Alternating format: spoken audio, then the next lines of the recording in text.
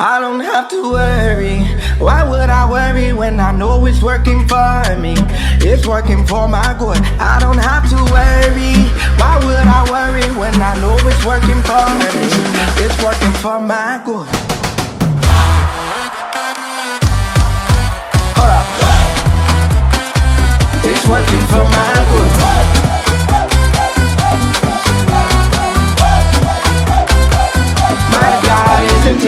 Familiar, friends, foes, comrades, countrymen, lend me your ears. Thank you for coming back to the Intentional Podcast with Travis Greene. Intentional living in an unpredictable world. You cannot control the world around you, but you can be intentional about the life you choose to live in it. On this show, I have my favorite humans, and today I am astounded. I am established. I am inaugurated to have on this show the one and only Dee-1, ladies and gentlemen, NOLA's finest. Yes, sir. My brother. What up, man? Man, I'm fresh off stage, man. Bro, I know, man. You know I love you because I hit you. Like, I'm in your city, so it's just obligatory. I got to hit you, let you know I'm here. You the mayor, you heard me? So I got to make sure you know I'm in town. And you was like, man, let's get some food. You was like, no, let's do a podcast. Yeah, I thought about it. And I said, whatever you need, brother. I thought about it. I said, wait, if he's here, we can do a podcast. And I'm coming to church in the morning. You heard me? So make sure everybody who at home know that. Like, this ain't okay. Huh? Okay. I could if I need to, but I already know you got a message prepared. D! Yeah. I love you, bro. Man, we met decade ago as label mate. Yep. Sony RCA. Yep. And they signed us at the same time. I remember. Same time we got like, signed. Yo, we got this dude, man. He crazy. Wow. Dee-1, he crazy. Wow. Out of NOLA. And then we got to do a lot of work together, man. I'm just pumped to see how God is using you and taking the world by storm, man. Thank you, brother. It's been a long grind. For people who don't know, we have been at it for a while. And I know for me, at least, it's interesting when the past 2.5 years, I have experienced like a big bump in notoriety and new people, finding out about me. And it's interesting when some people cast you off as, oh, this is just a clout chaser, or this is just a dude that's saying or doing bold things that he knows are gonna go viral. But all he did was find a lane. And it's like, man, I've been doing this my whole adult life, the same exact way, So I'm just glad that God has allowed me to experience elevation without compromise. The elevation wouldn't mean anything to a dude like me if I knew I had to compromise my morals, my values, and my principles to get here. But that elevation without compromise, it made me feel like Superman. I'm very interested because I can't say this about everybody, but I can say it about you, that in the past decade, you've been consistent. Like, every time I see you, it's straight love. But on top of just being boys, like, you always have this this clearness about you. That's the word that's coming. Like, you're so clear, right? And so, like, joyful and so alive. What is that? What feeds that? Because it's always there. Like, you're always clear. You meet some people, it just seems like they're flustered. You know what I mean? Especially on the road, it's just like, people look like they got drama going on, look like they got too many girls they try to keep up with, look like they just got a bunch of stuff going on, a bunch of noise. And then you see people who like, now I'm here, I'm on assignment, I'm clear, I'm walking with God, I know who I am and I know what I'm doing. But that light is more rare than people think it is. Where does yours come from? I'm here to serve. So being a servant means I have to always amplify whatever it is somebody's going through. If somebody's having a great day, their day needs to be a little bit greater because they cross paths with Dee-1. If somebody's having a crummy day, then they need to be like, yo, my day was not going well at all. But when I passed up Dee-1, something that he deposited into my spirit allowed it to take a turn for the better. I'm just here to serve, man. So I look at my music as something that keeps me humble because my music, although I receive the benefits from having fans and being... And money, you're rich. I mean, go ahead. Chill out, man. Chill out. That's fine. Bro, and I'm the most non-materialistic person you'll ever meet, because at the end of the day, I'm here to serve. So I look at it like, I didn't do anything to deserve waking up today. So God, if you thought enough of me to wake me up and give me another opportunity to serve, let me try to serve just a little bit better than I did the day before. And serving means that my joy, I understand that my joy is a true weapon that I have, that I can use, and that joy is something where I try to deposit it into everyone that I meet, to where if it's another person like yourself who has extreme joy that you carry, then we just become like a dynamic duo, because it's like, man, you put the dream team together, you put Jordan and Kobe on the same team, and neither one of them selfish. Right. That'd be the thing. You get a Jordan and a Kobe on the same team and be like, that's a lot of talent, but that's a lot of ego. You know what I mean? Imagine us having the talent minus the ego, having the heart to serve and the heart to make change and the boldness to not fear what it means to be unliked by people or disliked, or knowing that I was put here to be a disruptor. Like, I was called a hater recently. I did a podcast in Atlanta, and the brother Big Bank, he called me a hater. And I thought about it, and I said, I am a hater. I hate anything the devil loves. You feel me? Love that. Yeah, bro. And I'm like, I'm okay with some people looking at me weird or not really feeling how I do what I do, because when you're leading the pack, when you're leading the culture to make a shift in a more Christ-centered direction, they're gonna have people who feel like, whoa, you're being too bold. But I don't see people complaining about people that are too bold doing the devil's work. Come on. Right? Extreme boldness when it's glorifying strip club culture, glorifying murdering our own, selling dope to our own people, bragging on disrespecting women. In an extremely bold way, so much so that it's become the norm, right? It's not even like, whoa, that's crazy. Y'all talking about that? That's taboo. No, that's the norm. So now being positive, being righteous, being godly is seen as, whoa, you're doing too much. Like, hold on, like you got to spoon feed us this. And it's like, no, I can actually give y'all the big spoon, you know what I'm saying, with this. But it's all about doing it with a foundation of love, and I think delivering a message that is difficult for some people to embrace, but when you're doing it with love, it usually has disarms a little. Yeah, it disarms people. Yeah. Because it's like, all right, bro, what you're telling me is a lot, and it's challenging me, and it's uncomfortable. But man, I can feel the love that you are coming with. Therefore, I'm not trying to fight you, Dee-1. I'm not trying to wish ill will upon you, Dee-1. I might have disliked you at first or felt offended by what your message was, but then the more that I'm exposed to it and I see that you're moving with love and you're just moving with a sense of urgency, because time is running. You don't know how long you got here. Yeah, man. I think it makes people be like, okay, you got my attention, man, and now what? And once I have their attention, bro, I have become an expert at just throwing alley-oops to Jesus every time. Beautiful. Oh, I got the culture's attention. Oh, I got hip-hop's attention. Bet. Let me throw this alley-oop to my Lord and Savior. Because if y'all think I'm charismatic, y'all think I'm talented, y'all like these boys, man, let me let you know who I get all of this from. You know what I mean? In a relatable way, though. Yeah. In a way that's like, I'm not just trying to pass you off there and be like, good luck. No, come walk with me and let's go sit down and really understand why I do what I do the way I do it. And once it clicks to people, I love it, man. Not to ramble, but I just got off stage. A former stripper here in Columbia, South Carolina, came up to me with her daughter, 3-year-old daughter, and said, Dee-1, you just did an anti-strip club song, and you just took a stand against the Atlanta Hawks trying to have a strip club themed night at an NBA game where kids were gonna be at. Jesus. I saw all the hate you got online, Dee-1. I saw the death threats. I saw the diss tracks people made about you. But I want you to know I'm one of them strippers who you were talking to. I recently just got off that pole, and I want you to know that your boldness, and when you did that song today at the Columbia Black Expo, I felt like you were talking to me, and I had tears in my eyes, but I had joy in my heart knowing I made the right decision to step away from that lifestyle, and God got greater for me. Bro, it's in my phone, bro. This just happened 28 minutes ago. Good Lord. It's worth it. It's worth the criticism, the ostracizing, the he clout chasing, okay. Yeah. I'm here for it. Yeah. I recently saw a post. It was some guy got like super aggressive with you on a pod, and you stayed composed. And it reminded me of just kind of like Jesus under fire, when people would like come at him, he was just like, yeah, I know who I am and I know what I believe. Yeah.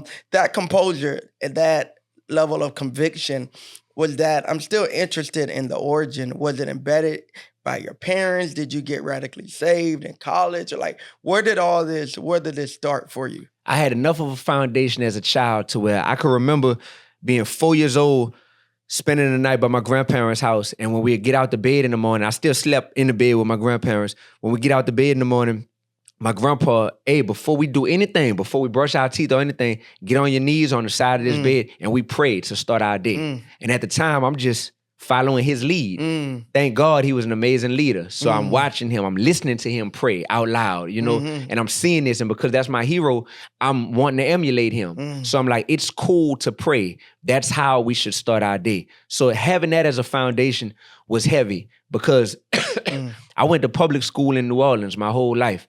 So it was definitely a place where once I got to school, ain't nobody was worried about no praying. You heard me? It was everything under the sun going on except for putting God first.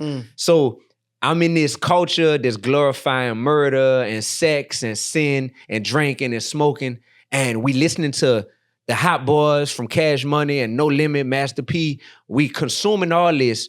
And as much as I could have became a full-fledged woody, you know what I'm saying, from New Orleans, I always had this foundation inside that house to where it was like, hey, we put God first here. And here's what it means to put God first. You serve others, you love others, you have good character. We're not impressed with material possessions. You know, I remember trying to come around with, once I started making a little money, with material things that I thought would impress my grandparents. And they wasn't impressed with that at all. You know, they were more impressed with who did you help today? You know, so Jesus. That was enough of a foundation to where when I got to college, Travis, I was like, all right, I'm in college. I'm out my parents' crib. I'm gonna get out here and everything's gonna be great because I have it planned out. I'm gonna play on the basketball team because I'm nice on the court. Yeah, me so too. I'm gonna play for LSU. I got my girlfriend, been with her since 10th grade. That's gonna be my wife. Could have went pro. Who? Me. Brother. I mean, I could have, but I chose ministry. Brother, we in church and you lying? Bro, I could have. We in church and I've you lying? always stuck with it. Pro? Whatever. For like the post office team? The YMCA pro? I was on my way. I pivoted probably at like 7. 7 years old. Gotcha. I had stuff happen in my life. Gotcha. Okay, this that's isn't what it about was. me. Okay. All right. Say less. I forgot it. Yeah. Okay. I'm talking to a could have been pro. You heard me? Straight up. Say, bro, I got to college in 1 year. I went from star basketball player, girlfriend since 10th grade. You know, I'm head over heels in love. Member of a huge clique in New Orleans where we all click tight, you know. And then my first roommate was my best friend from high school, right? Those 4 things that I had built my identity on. My best friend, my clique from New Orleans, my girlfriend, and being a star basketball player. All in 1 year. Got cut from the college basketball team. Girlfriend cheated on me with a few football players. Dang. My best friend from New Orleans got murdered. And my roommate from New Orleans started selling dope out of our dorm room and wanted to reinvent himself as a college student, started selling dope. We got into it, you know, we had to part ways. 2 weeks after we parted ways, he ended up getting arrested, kicked off campus and all that stuff. So everything I built my identity on got stripped away, right? In a 12-month span. And that was the part where I had thoughts of dropping out of school. I had thoughts of getting revenge on these people who, you know, had basically taken my girl from me. I had thoughts on getting revenge on, who killed my partner? You know what I'm saying? Like, I had a lot of thoughts going through my head. But then I had that foundation that my parents and my grandparents had set, which was like, we know that we God-fearing people and we put here to serve and we put here to love. But how do you love in your loneliest, darkest moments? Whoa. How do you still find the capacity to love others? So the first football player who my girlfriend had cheated on me with and slept with, I actually had a heart-to-heart talk with this dude and befriended him, you know, and forgave him. Dang. In real time, you know. Wow. Found out what went down with the basketball team. It was actually some political stuff behind the scenes where they had a prearranged setup to where the guy who made the LSU's team as a walk-on, his high school coach was best friends with LSU's coach. So that hatred that I had in my heart towards, you know, that whole experience just became something where I was like, wow, some things are bigger than you politically and you got to be at peace with that, you know? Then my best friend who got killed in New Orleans, who I grew up with, man, when I talked to his daddy, and when his daddy, you know, just had so much sorrow in his heart and so much like wanting to extract revenge upon whoever killed his son, in that moment, I realized that's his son that just got killed. And I'm finding his daddy still having a way to maneuver and move forward without moving forward with just hatred in his heart. If he could do it, then I know I could do it. So I found a way to forgive, pivot, and excel all at once. It was like a 3-step process. Forgive, pivot, and excel. And that is actually what led me to forgiving my girl for cheating on me in college, pivoting to starting to do music as an outlet to express all this stuff I had been going through, and then excelling because I had the mindset, God, whatever I do, I got to do it in a way that gives you the glory, right? So when the rest of my clique, 15 dudes in a rap group with me, when they all rapping about murder and drug dealing and sleeping with other women, other dudes' women, while they doing that, I'm the one dude that's like, hey man, we some college students. Like we just left biology class. Like we ain't no gangsters, you know what I'm saying? Like well, how about we just rap reality? How about we rap and we figure out a way to incorporate God into our message? Because I don't think none of y'all know atheists, right? Like you atheist, no, I believe in God. All right, well, let's incorporate that into our music. And it was a disconnect. They were like, nah, we not trying to put that in our music, you know what I mean? So I had to break apart from this group of 15 dudes that I was friends with and break apart from them and become the one who was like the outcast, hence the name Dee-1. My first name is David, but I was like, I'm the one that God chose to be separate from the group, the clique, the culture, the wave, you know what I'm saying? So Dee-1. And yeah, man, it's been a great journey. Yo, New Orleans, I guess this would have been the 90s, had just this big explosion. I mean, everybody, right? I mean, and then it pivoted from New Orleans to ATL, and then ATL kind of took over and never gave it back. But y'all had I'm from Georgia, but y'all had a moment, because when the A came, we came. You really want to do this, bro? When the A came, we came. Do you really want to do this? We can. I mean, we got Lil John, we got Pastor Troy, we got T.I. I mean, when the A came, we came. I could keep going. Nobody you just named. If they talk about Outkast, nobody you just named. Lil Wayne. You can't name a rapper better than Andre 3000. Lil Wayne. Better than Andre. Definitely. That's a fact, bro. That's a fact. And I'm not even saying, because I'm not a fan of... Bars are better than Andre. I'm not a fan of Lil Wayne's content. Bars are better than Andre. Bro, Andre don't even have a solo album. We're not talking about solo album. Bro. We're talking about verses. We're talking about verses, bro. If you haven't even given us that, man. Nah, Wayne didn't do anything. Nah, bro. I love Andre, but the people he signed, I mean Drake and all them, but I'm talking about Wayne specifically. Did not shape the culture as much as Outkast. Come on, man. When you say Outkast, you bringing Big Boy into the conversation. We know Dre wrote Big Boy verses. Stop. Everyone knows that. Big Boy, I apologize for this blasphemy. Big Boy. I apologize for this blasphemy. I love Big Boy. Bro, Big Boy is I love Big Boy. Big Boy is a lyricist, bro. You're not going to say Andre wrote Big Boy's lyrics. He wrote the hooks. Please. Dre wrote the hooks. Bro, no, they had people like Sleepy Brown on the hooks. They had all kind of people doing hooks. We know that 3,000. It was a group effort. 3,000 is a game changer for sure. But, much more than Wayne. But it's hard for him to enter. Much more than Wayne. It's hard for him to enter the all-time GOAT conversation when he never existed as a solo artist. He could. But this coulda, woulda, shoulda stuff, that's like saying... You didn't get his flute album? He shifted culture again. But Wayne ain't got no flute. Wayne ain't got no flute album. Wayne was playing the guitar though. Wayne got some guitar music, so nah, bro. But when the A came, we came. But I'm saying, when y'all had y'all pocket, y'all had a pocket of time that was dominant. You a Falcons fan? No. Oh, all right. So you got good taste. I'm just from Georgia. You know better. Oh, all right. So you don't claim that, because I was about to take it there with you too. No, okay. I'm all things LA. Atlanta is a bigger city, so Atlanta has had more artists who have gotten on a big level for sure. And Atlanta right now is really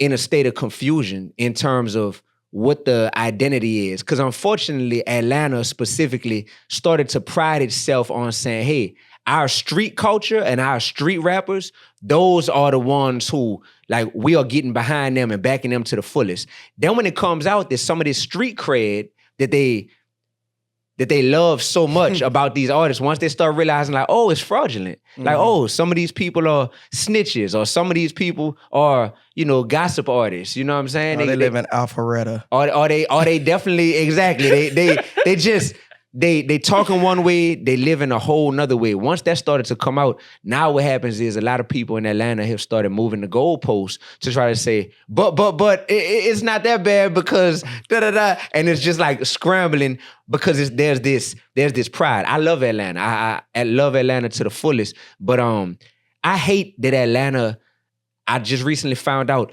prides itself so much on strip club culture.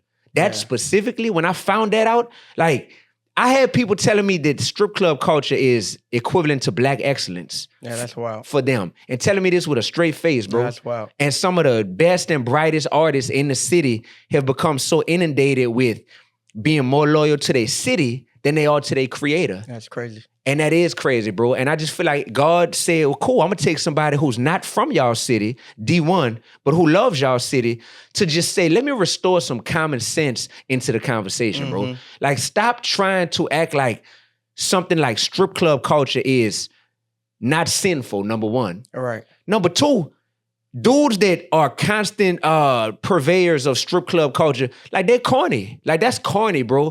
To be bragging on, you 50-something years old and you bragging on how many millions you spent in the strip club, like that's something that we want the younger generation to inherit those habits. No, you have a sex addiction. Right. You got a lust demon that's on you, and now you've tried to use your status as being a popular artist or something to make it normal to say, like, all men should be like this, or this is what the cool men are doing. No, you have a problem. I call it trying to make jewelry out of chains.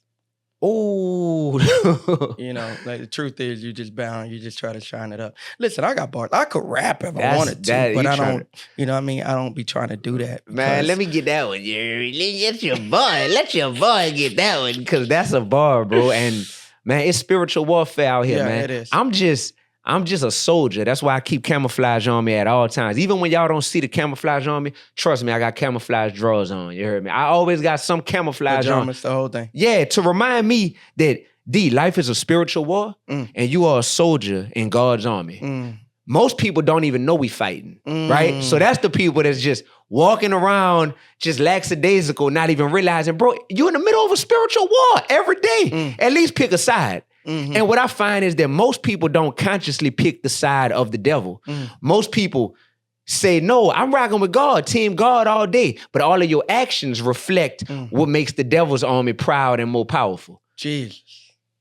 So that's the work that has to be done. Is like, bro, I'm not sitting here going back and forth with people that are claiming to be devil worshipers at all. I'm going back and forth with black people who all claim to love God and claim that, man, you can't tell me I'm not God-fearing.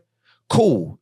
You say you God-fearing, but what are your actions showing? And what are you publicly promoting? Is that culture and that lifestyle that you're promoting to others, is that something that God is pleased with? And they know that it's not, so then they try to protect it because it's their favorite sins that I'm attacking. They like, man, this is my favorite sin right here, D. At least let us have fun with this. You know what? If you're struggling behind closed doors with that lust or with that vice or with that drinking or that smoke, that's different. Now, you promoting it, though. There you go. You publicly promoting it, I gotta publicly oppose it. If you privately struggling with it, I could reach you as a man one-on-one and cover you and pray for you and walk with you. You heard me? But y'all publicly promoting this? Oh, at this point, if I don't publicly oppose it and show people, I'm afraid that God is going to talk to me one day. That's like, my language. Boy, you was a coward. Why you didn't say nothing? I put you in that industry for a reason. You was around all them people. You mean to tell me you couldn't make no music that was good enough to balance the scales from what they was promoting? Get you in the room. And you mean to tell me that you couldn't speak loud and bold and charismatic the way they do, pushing the devil's agenda? Come on, man. I'm scared that God had that convo with me and I'd be tongue-tied. Like, but God, I was trying to fit in. But God, I was trying to make everybody like me. And I said, man, at this point, it ain't about fitting in. It ain't about everybody liking me. It's about God being pleased. I got to have that talk with him, not y'all. So your little comments on Instagram about me, your little death threats, your little diss tracks, man, keep that stuff coming. Because it's saying the word, Pastor, that if we get persecuted, if we get ostracized for repping the name of Jesus and for doing the Lord's work, we should rejoice. Yeah. Yeah. I think when you get threats and hate mail and diss tracks by influential people, man, what a compliment. You know what I mean?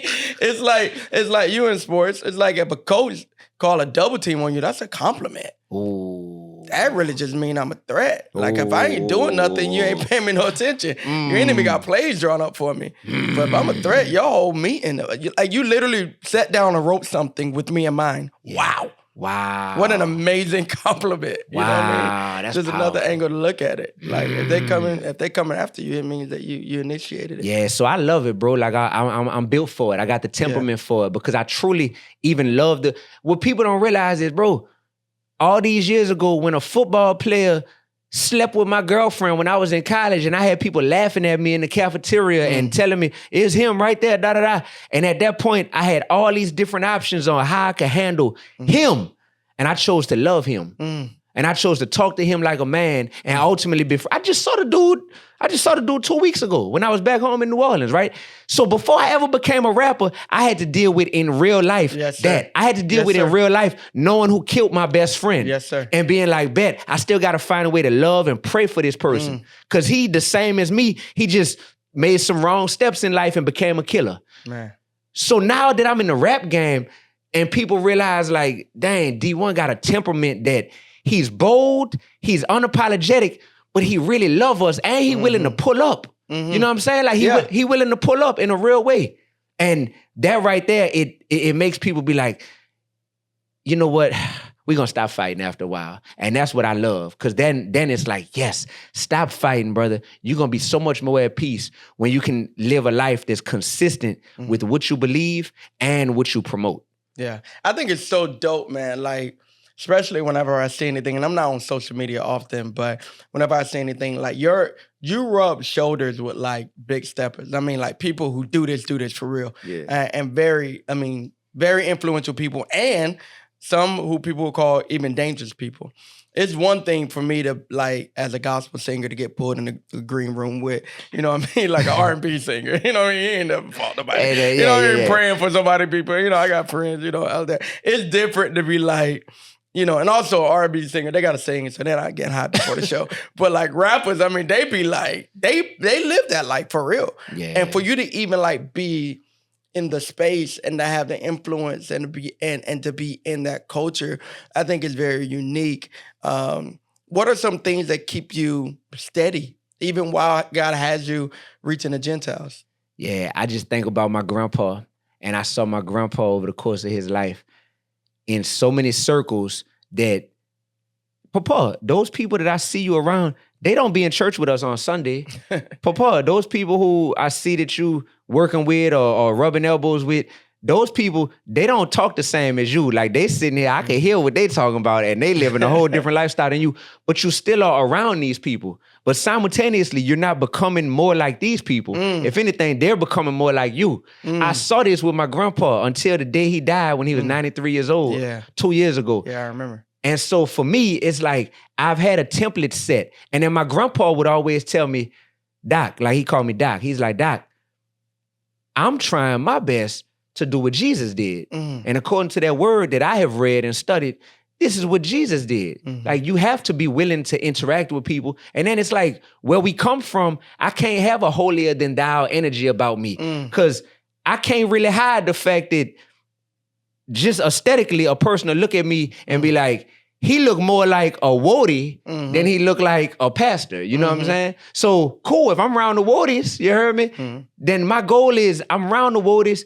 but I'm wanting to tell y'all, man, y'all know it's some light at the end of the tunnel, huh? Like for real. Because all this is cool, but man, y'all know it's so much more peace than this that exists. It's so much more prosperity and progress that exists. It's so much more purpose for these gifts that y'all have. Because y'all using the gifts and you getting elevated, but the devil can elevate you too. And when I'm telling them that, like, hey, don't think that success alone means that God is pleased. The success means that someone is pleased. But let's look at what you're being elevated and being made successful for.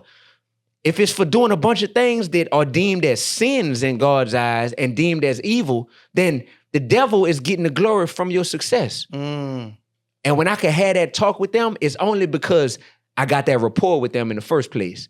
So it's like, yeah, Dee-1, you're not unfamiliar to us. So since you're not unfamiliar, let's have this talk. And now that we having this talk, dang, my art and my heart don't align. How can I change, D? And that's when I'm like, step into my office. Because I've been doing this my whole adult life, finding a way to mesh my art and my heart in a way that is relatable, in a way that is still successful, but in a way that when we got to have that meeting with God at the end of our life, we don't have to start stuttering and finding excuses. And we could be like, God, I did it to the best of my ability in a way that you were proud of, you know? Do you ever have any of these people that try to pull you or influence you in the things that they're into? Not at this point, bro. I'm a made man. I'm too successful. I'm too bold. I'm too outspoken to where they know, man, ain't no pulling D onto our side. If anything, they see me and they're like, hey, I want to be on your side, but I don't want to publicly go through the process of wrestling with my own demons. So D, let's talk behind closed doors about what it looks like for me to elevate in God's eyes and for me to transition away from being on the devil's team. They thirsty for this and they want to have these talks, right? And they want to figure out that transition. I'm going to tell you the thing that they worry about. They worry that their income is going to be impacted. And Travis, in the most honest way possible, I try to let people know your income might be impacted. You know what I'm saying? Because your fans may not be willing to make that transition with you and support you as much once they see that you've grown, right? The thing is, income should never come before impact, right? So I'm trying to tell people, like, your paper is important, but your purpose is everlasting. And your purpose is something that, if you truly are walking in your purpose, beautiful, you will have a renewed perspective on life to where that income that you were so worried about because you put that at the top of the totem pole, that income all of a sudden will be something that you'll either see God replace it in ways that you didn't even think was possible, because it's like, whoa, this income stream came out of left field. Or you'll realize what you truly need to be happy didn't even require all that income that you were hoarding all that time anyway. Yeah. You know, that's the main thing. It's people worry about their income being impacted, and people worry about their reputation being tarnished. Yeah, the Bible says make yourself of no reputation. No reputation. Powerful verse. Man. Yo, you I love seeing you with Sway whenever you get invited to do that. Oh yeah. And you crush every time.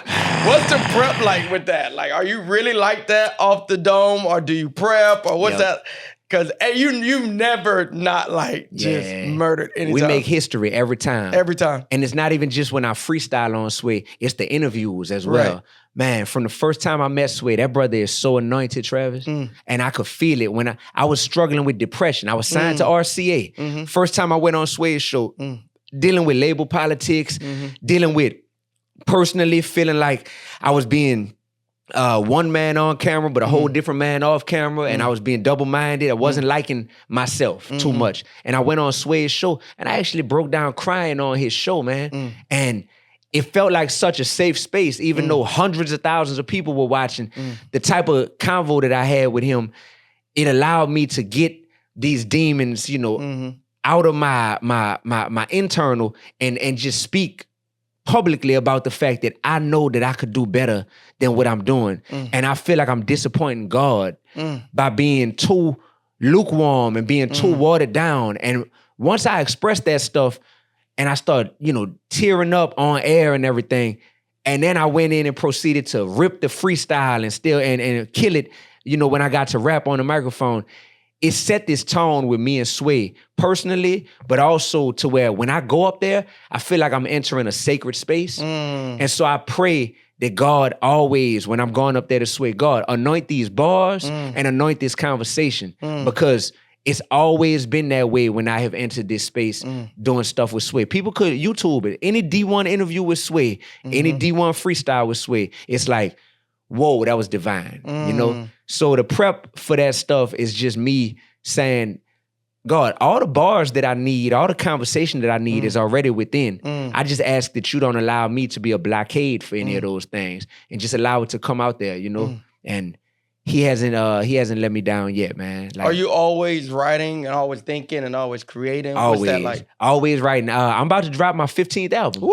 Yeah, man, 15th album. It's called The Shift. Whoa. And it's a nonstop process. Watch your tone. Yeah. That's the name of our conference. Come on, for real? For real. Holla at your boy. Let's do it. Let's do it. Wow. So The Shift is the new album. By the way, my podcast drops in 2 weeks. It's also called The Shift. Dope. Because a shift is happening in the culture right now. Like, I could feel it. Yeah. I've been feeling it. So The Shift, this album, now that we used to be label mates, now having full independence has felt so liberating for me because I've been a unorthodox, out the box type of dude. So with this album, I'm like, I'm not even putting it on streaming platforms when it first drops. I'm allowing my fans to go and get the digital album directly from my site and name their own price, right? Wow. From $1 on up to $1 million, whatever level people want to support on. That is important because I feel like when fans realize that I rock with this dude's art, but I also love his heart. I want to support in a way that a stream doesn't allow me to. Wow. So some people are like, bro, I want to show you how much I'm rocking with you. Man. So take that $100 for your album, you know? Wow. Take that $1,000. And even the fans that's like, take that $10, take that $2, take that $1 for the album. I appreciate it all because it is allowing me to show the industry that there's a demand for realness. It's great. And I'm trying to move 10,000 units digitally, independently, as pre-orders before I even drop the album, because I know that is a huge number as a totally independent artist who's allowing people to actually like purchase your stuff and get it directly from you and not have to go through a middleman. So The Shift is my 15th album. It's available now, definitely. And I ain't gonna lie. Let's support, y'all. Let's support. When you start asking people for support, you know, them likes and them comments start to dry up a little bit. So far, we're gonna push it. We done had like 920 people got the album, you know, and I'm not gonna drop the album until we get to 10,000. So let's go. I got some work to do. Let's go. You feel me? We're gonna get it in Jesus' name. In Jesus' name, I feel great about it. All right, last question. You are actually I got two more. Come on, I gotta let you know. Forget that clock, man. Let's go. You're big into higher ed. I see you on campuses and doing this and that. I'm a professor. Yeah, I know. What's that about? Yeah, so I started out as a middle school teacher. Wow. Yeah, when I first graduated college, I was Mr. Augustine. I was a middle school math teacher, bro. I taught 6th graders and I taught 8th grade. Wow. Back in Louisiana. Then, when God blessed my music career and allowed that to flourish, I had to leave the classroom. But I've always considered myself an educator before an entertainer. So I'm an edutainer, right? So I'm always the dude that's like, how can we find the teachable moment in this? You know, how can we amplify this and make people learn something from this album or learn? So an opportunity presented itself to where I was selected to be a hip hop fellow at Harvard University in 2022, right? Once I got this fellowship from Harvard, I moved to Boston.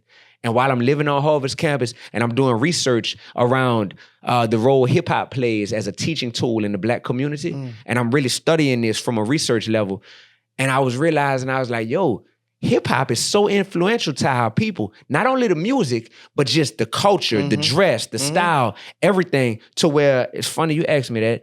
So while I was at Harvard doing my fellowship, as proof of how much hip hop is a teaching tool, I authored this anti-bullying hip hop children's book, right? It's called David Found His Slingshot. My first name is David. I used to get bullied as a kindergartner in New Orleans. Me and my former bully, we found out that we had something in common one day, and it changed both of our lives forever because it allowed us to build a bridge to have a friendship. And now, 30 years later, we best friends, right? Wow. I wrote this at Harvard University as a fellow to prove that students, because the theme of this book is hip hop, right? The theme of this book is hip hop. That's the thing we had in common. And proving to our people that hip hop, when used the right way, can teach our people camaraderie, can teach our people love, respect, can teach our people how to grow closer to the Lord. All of this through the power of hip hop. So I did that while at Harvard. I started giving speeches and presentations centered around my research and what I learned. I did an album called From the Hood to Harvard, talking about my life journey from the hood of New Orleans, from the Goose, you heard me, the Ninth Ward, East Side, to being at Harvard University, sitting in my office, you know, with my feet kicked up, like, man, I'm getting paid to be at Harvard, like, this crazy. So I did an album, did the book, and an opportunity presented itself from another university in Boston called Tufts University. They were like, we see all the noise you're making at Harvard. If you ever wanted to become a professor, like a full-fledged professor, we'd love to have you over here at Tufts. And I accepted that offer, and since then, I designed a course called The Intersection of Hip Hop and Social Change. Wow. Because I feel like I exist right at that intersection of loving hip hop, creating hip hop, living what it means to be hip hop, right?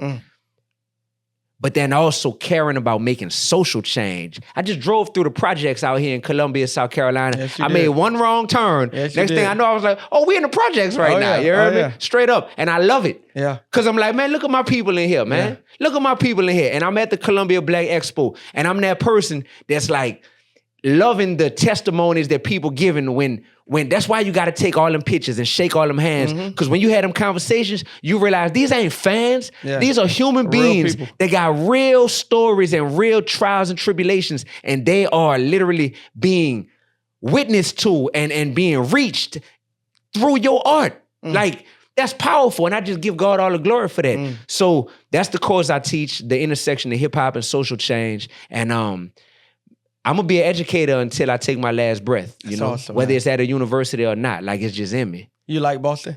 Yeah, Boston dope. It's cold. Yeah, it's super cold. -9 degrees. I remember when it was -9. And one day I was like, bro, I just got to walk outside because, you know, we was inside the crib. I was like, I got to walk outside just to be able to tell my kids and my grandkids one day that Daddy and Papa, you know, was outside from New Orleans, but outside -9 degrees. Yeah. So I ain't living in Boston no more. I'm living back down south, and I've been commuting back and forth when I teach. Yeah, my pastor's in Boston at Jubilee Christian Center, Pastor Matthew Thompson. So, For real? Yeah, so I'm up there probably 2 or 3 times a year. Fire. It's cold up there. It's though. super cold, brother. It's different. All right, Dee-1, last question. This is the Intentional Podcast, so I got to ask you an intentional question about just your future. What kind of woman, what qualities, what are you looking for in Mrs. Augustine? Man, Mrs. Augustine, there's going to be a bunch of S words. You heard me? She going to be spiritual All right. with the Lord, Jesus as her Lord and Savior. You heard me? She going to be sophisticated. Okay. You heard me? Because I'm a smart dude. You heard me? She going to be sexy. Yeah. That just means she look good. Right. And I see it, I'll be like, ooh. She got to stand out to you. Yeah. She going to be sweet. Mm. You know, man, I'm from the South, man. I'm talking about like, I come around nice people, nice, hospitable, you know, warm energy. Not nasty for no reason. Exactly. So spiritual, sophisticated, sweet, sexy. Give me one more S. I got 5 fingers. You said spiritual. Yeah, she's spiritual. She's gonna be solid. So she ain't all over the place. Solid. I need you to be. That's what I need. Consistent, man. I need that solidness. Yeah. I like that. So that right there, man, that's and solid because, man, my life is kinda a roller coaster. Yeah. You heard me? Yeah. It's a lot of different hats that I wear. The calling God has on me it's not a conventional calling. You know? So if my woman is solid, it can help me to be grounded and stay grounded amidst everything that comes my way. Cause bro, I'm still figuring this stuff out, man. Right. Like I come from a family of blue collar workers, you heard me? My daddy was a welder, my grandpa worked in the post office and he was a plasterer, made houses. And here come David, wanna be a rapper and a public speaker and a minister and all this stuff. So I just need somebody who could be there and supportive. How about that? I like that too. Supportive. I like that too. You hear me? Oh, yeah. I don't need to be fighting for who the leader is. Oh, yeah. You hear me? Like, so there we go, the 6 S's. Well, Dr. Jackie Greene meets all of those. She checked every box. She is all of that and more. And my oldest son, name is David, wants to rap. Really? So, yeah. I love that synergy. So number one, I'm coming to church tomorrow. David gonna be here? Yeah, he should be back from Atlanta. Good. He's with So I love to meet David. Love to birthday. meet my little broski. You heard me? Yeah. I love that. That's great. Real quick question for you. Yes, sir. As far as with wifey, did you know instantly that she possessed all those things that I named that's important? Or was it through the dating process that you found it out? Or, you know what I'm saying? Yeah, we're coming on 20, man. Next year it'll be 20. 20 that years. We've known each other, 15, married this year. So we've been around for a while. 07 is when we met. I'd say there was always something different. From the moment I met her, I was like, yo, she different. Different meaning like I never felt comfortable like lying to her. I'll just be honest. And it would be like stupid. And she'd be like, dude, you so like you gotta get out of here. Okay. And I'll just tell her, like, hey man, like, I'm into you, but like I got a couple other girls that I'm thinking about. Wow. That's just stupid. You was stuff. that level of honest. Yeah, I never lied to her. Yeah. You know what I mean? But she also stood her ground, like, yo, if you can't see me, you need to keep it moving kind of thing as well. So but I always knew from day one she was just different. And I think she would say the same. And we met in 07 and we was kind of off and on for like 2.5 years. And it wasn't until the top of 10 that I was like, all right, I'm done playing around. All right, really? Let's run. Yeah, really? This is it. I'm not going nowhere. So I practically got married March of 2010. But our wedding wasn't until December 2011. But when a guy decides, he's done. Yeah. So I don't like long engagements. I'm like, That yo, part. if she the one, like just. Hey man, I just be real, bro. It's time as far as for me. It's time, brother. It's time because everybody who I've looked up to in my life, my daddy, my grandpa, successfully married men, right?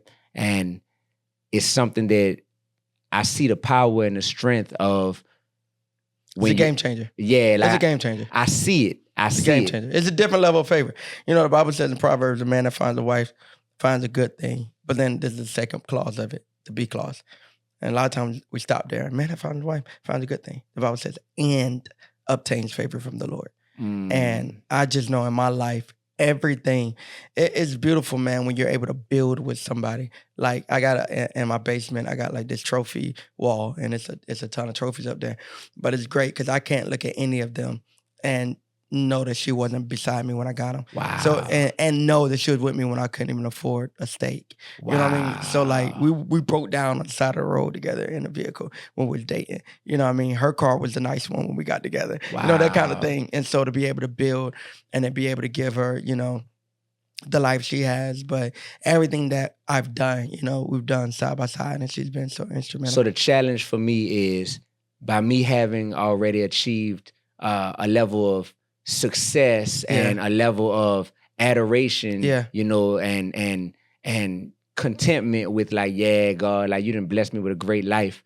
Now it's me having to learn that, wait, there's more here once I find a great wife? Oh, yeah. There's more? Yeah, it's a different level of favor. Bruh. It's a different level of favor. This is a different level of favor. So you want someone who is, and she had this even back then, because I was doing music back then. Me and Molly was running around doing music in Georgia back then. So but what I loved about her, like, she was supportive, but she never fanned out. So it's that you want that balance of like, I dig your stuff, but I also tell you of like, this ain't my favorite. Okay. Or like, what does that even mean? I don't get it. I don't think that's gonna work. You know what I mean? So to the day, we're talking, like I said, almost 20 years. To the day when I'm making music, she's the first ear I want. So I'm like, yo, come downstairs to the studio and I play it for her and I'm just watching her. She have her eyes closed and she's like, and now it's so dope because now it's her and my 3 men. So all of the kings are in there and their eyes are closed and they give their opinion. So it's just a thing. It's like a whole family movement. But that for me, off camera, you asked me that I feel like I was losing anything from putting my weight into pastoring and not necessarily being an artist. And honestly, I think the real answer to that is the reason I'm not missing anything is because I'm able to be like a husband and father. Like I'd much rather be at my son's soccer game than on the stage. It's not even close. It's not close. And I don't know anything about soccer.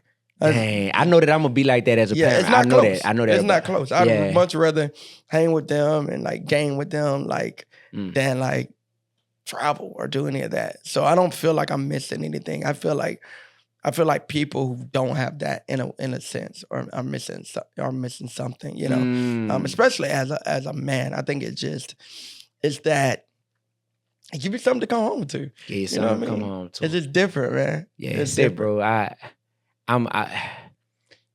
God got a reason for everybody's path, and everybody's, path is what it is.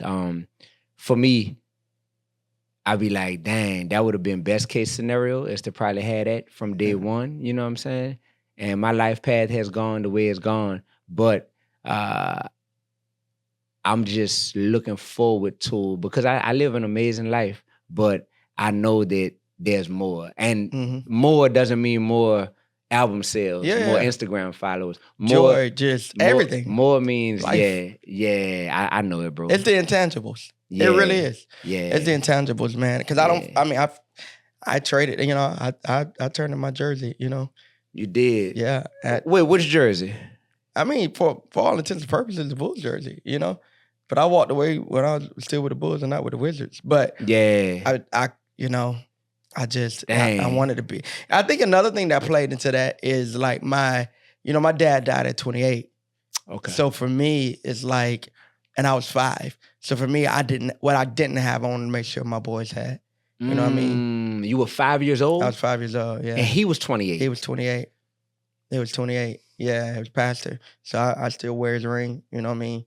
So in Georgia, just out on a Sunday morning. Really? So for me, aneurysm. So for me, growing up without a dad is like, now I want to make sure my sons, I want them to have what I didn't have. And that's been so rewarding for me. Yeah. And it was really crazy for me every time when each one of them turned 5. That was just so weird for me because I was like, dang, that's me. Like, that's who I was when my dad bounced, you know what I mean? Dang, so it was weird. But now they're 7, 9, and 12. So it's really cool. It's a fun journey. You know that, and I know we got a rule. You know that we in an era right now where the world is not necessarily celebrating marriage. You know, I think less people are getting married than ever. Yeah. And definitely people are having less kids than ever, right? Yeah.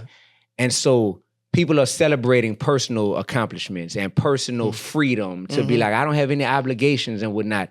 And it's me just knowing that I don't want to fall victim to, I think that's just people trying to make themselves feel good, you know, and oftentimes they would probably really prefer to be happily married, but, you know, they try to spin the narrative to be like, nah, like I'm better without any of that.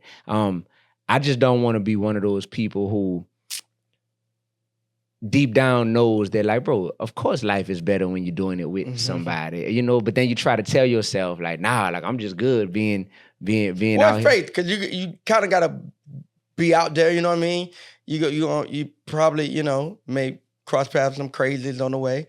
You know what I mean? Yeah. All of that. You know, all of that. Yeah, that's a whole nother episode. It's like, the things that you go through that make it to where, it ain't just that easy to just see somebody and be like, yes, that's it. Like, of course, it becomes a more complicated process, you know, at times to get with someone in full adulthood when y'all are bringing fully adult lives and experiences together and traumas and insecurities and thought patterns, all of it. All that stuff, man. So that's a whole nother episode. We might have to do that one on my podcast. But it's possible. Yes, but it's possible. It is possible. Yeah, it is. And it gets to a point to where we're starting to get to that point in life now to where it's like, if you really want to do something, you're going to find a way to make it happen. Instead of like finding ways to duck it and dodge it. Absolutely. You're going to find a way to make it happen. And I think there's benefits to it too. Benefits, you know what I mean? I think there's benefits to adults connecting rather than, you know, young kids, you know, because, you know, of course, there's a merger, so you'll have to, like you said, there's another episode, so I'm not going to go fully all the way in it. But, you know, there's a merger of two worlds, but at the same time, at least both of you guys are bringing maturity versus like 21, 22, like we're still kind of growing, especially in today's culture. You know what I mean? Everything's delayed now. So I don't even know if you're like a real solid adult till you right around 30 in 2026. Yeah, that's anyway, true. You know, like back in the day, heck, you 18, you grown. Yeah, you grown. You Yeah, know what I mean? Our parents was like, come on, grown, get out. grown. Yep. So now everything is so delayed. I was closer to, I guess I was in my late 20s. I think I was like 28 or something, 27 when I got married. So like, but you know, the later, I was like 27. So I think that late 20s, early 30s is when you really start finding your rhythm anyway in life.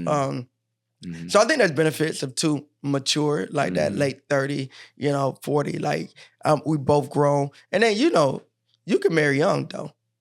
So you can still reach back. What you saying? I look good, man? Yeah, you can still reach back. Your way of saying you can still reach back. She's still gonna be, by the grace of God. Yeah, you pull an Abraham. God, you didn't bless your boy with. You can reach back a little bit. Man, I reach back a little bit. My wife is 4 years younger than me. For real? Yeah. Yeah. Nah, I'm definitely just I'm ready. I'm ready because I see the trappings of success. How I couldn't do it. Yeah. I'll be a mess out there. Yeah, bro. It's like you be having to come and get me every other month. Where you at, Trav? Literally, bro. Like I couldn't do it. I see that. Social media, culture. That wasn't even out when I got it. Yeah, we didn't even have social media. Ain't that crazy? Yeah, bro. And it's like, wait, God, how could I just be more impactful for your kingdom? And moving forward, Dee-1 as a married man is way more impactful for God's kingdom than Dee-1, the non-married man is. Yeah. I can say that honestly, you know. Yeah. So ultimately, at the end of the day, that's what I care about most is, God, how can I be more impactful for your kingdom? Married versus non-married, for sure. So that means, cool, we got to make that happen. We're going to find your wife at Ford City. Let's do it. Lige, help me. Let's put some plugs out in the lobby at church. Hey, Brian, bro. I love you, man. Thank you so much, man, for crashing with us. Yo, everybody, The Shift. I need you to go now. What is it? D1.com? What is it? Yeah, y'all go. It's on the platform Bandcamp. So if y'all follow me on Instagram, D1 Music, DEE, the #1 music, just hit that link in my bio. It'll take you right to The Shift. Or just Google it. You heard me? D1 The Shift. Right there, name your own price. The Shift, my 15th album, and it's crazy. Yeah, and it's amazing too. The music is great. I need everybody to get it. It was inspired by Andre 3000. Look, man, I love y'all. Thank you so much for hanging out on the Intentional Podcast one more time. Intentional living in an unpredictable world. You cannot control the world around you, but you can be intentional about the life you choose to live in it. Do me a favor, like, subscribe, share, get The Shift from my Brody, the one and only D1. Love y'all. We'll see you next time. Yeah.